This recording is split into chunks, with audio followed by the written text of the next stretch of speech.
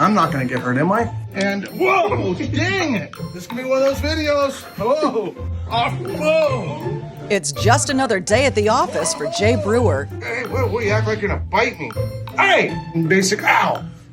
I don't like getting bit. One of the world's leading breeders of reticulated pythons. Man, it's absolutely beautiful.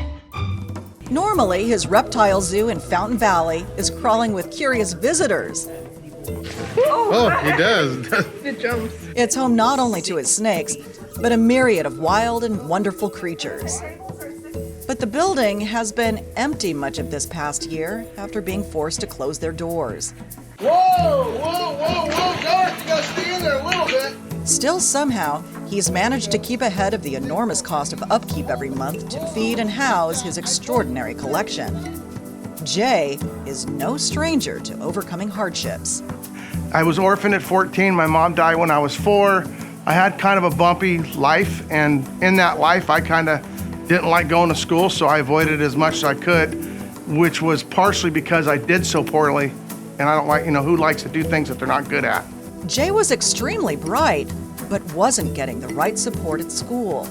So he made his own way. I used to always kid around that if there was a dollar sign in front of it, I'd figure out a way to do it. Check out Mamacita, is she awesome or what? Whoa. The rare snakes he breeds today take an extensive knowledge of math and science to track and predict genealogies. This here is actually a normal reticulated python. And I say normal loosely. Normal referring to the breed's classic coloring. But today, the industry has a growing list of genes and traits, each with quite colorful names like Sunfire and Golden Child, identified over decades of expert breeding. This is what you call a Sunfire Orange Ghost Stripe Golden Child. So all those names are part of what's in the snake to make it. And it's a very pretty snake, but let me show you something amazing. This next beauty took 10 years to create, but some can take twice that long.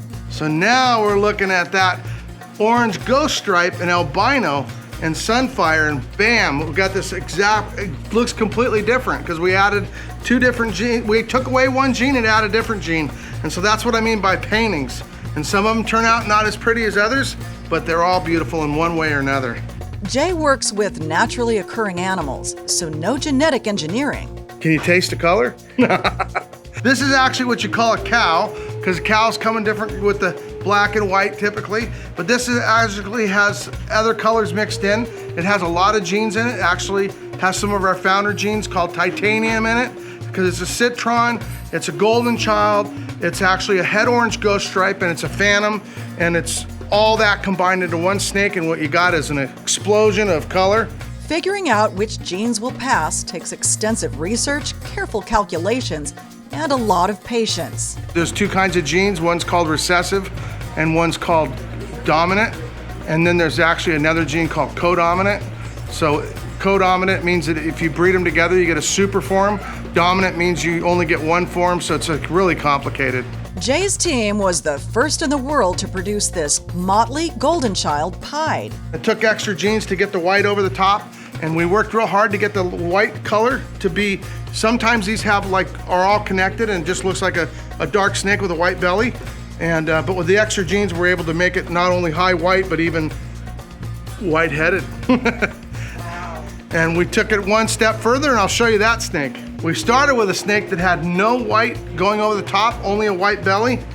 And in only about 3 generations, we were able to get to this. So we're pretty proud of the, proud and humbly proud at the same time, just that we were able to get lucky enough to guess how to make them look like that. This big guy surprised everyone with his perfectly placed white spots. Domino to me looks like a domino. I didn't come up with the name, somebody on the internet came up with the name, and it's a really beautiful snake. We know the genes in it, but we can't make them look like this every time. It's just a freak, one-of-a-kind anomaly, because normally they're all black and this one had white spots. In a normal year, hundreds of visitors would be helping to offset the cost of care for the zoo. But Jay is determined to make it through the uncertainty of this pandemic. I had a lot of dreams when I was a kid, but you know what?